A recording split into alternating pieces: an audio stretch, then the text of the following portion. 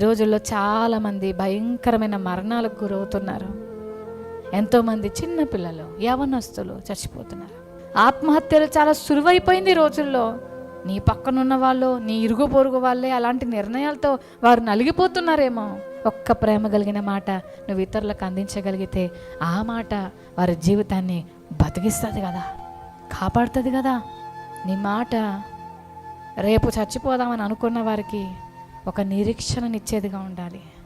నలిగిపోతున్న జీవితాలకు నువ్వు మాట్లాడే మాట ఆదరణగా ఉండాలి. ఈ కుటుంబం నేను ఏగలేకపోతున్నా, నేను సంసారం చేయలేను, నేను బ్రతకలేను, పారిపోదామంటే ఎటు పోవాలో నాకు దిక్కు దోచట్లేదు అని నలిగిపోతున్న వాళ్ళ దగ్గరికి వెళ్ళి, అక్క బాధపడకక్క, చచ్చిపోయి ఏం సాధిస్తామక్క, బతికి సాధించాలని నువ్వు ధైర్యంతో 2 మాటలు చెప్పి నేను ఉన్నా కదక్క నీకు అని అంటే చాలు, కొండంత బలం.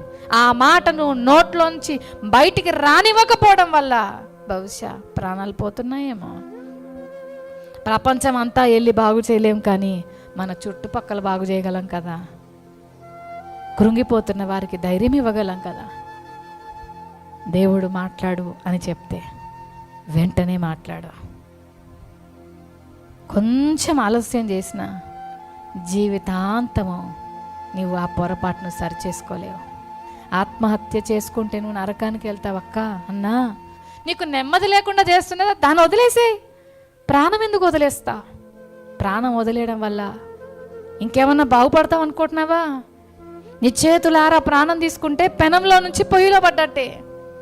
అందుకే ఎప్పుడు కూడా ఆత్మహత్య చేసుకోవాలన్న ఆలోచన మనకి రావద్దు, ఎవరికి రానివ్వద్దు. మాటల్లో కూడా ఆ పదాన్ని ఉచ్చరింపకుండా జాగ్రత్త పడు. ఒంటరితనంలో ఉన్నవారికి, నలిగిపోతున్న వారికి, దుఃఖంలో ఉన్నవారికి, కష్టాల్లో ఉన్నవారికి, బాధలో ఉన్నవారికి, సిగ్గుతో అవమానంతో ఉన్నవారికి దగ్గరికి వెళ్ళి ఒక్క ప్రేమతో కూడిన మాట నువ్వు మాట్లాడగలిగితే వాళ్ళకి కొండంత ధైర్యం వస్తుంది. జీవమునిచ్చే మాటలు, వెలుగునిచ్చే మాటలు, కాంతి నింపే మాటలు మాట్లాడు.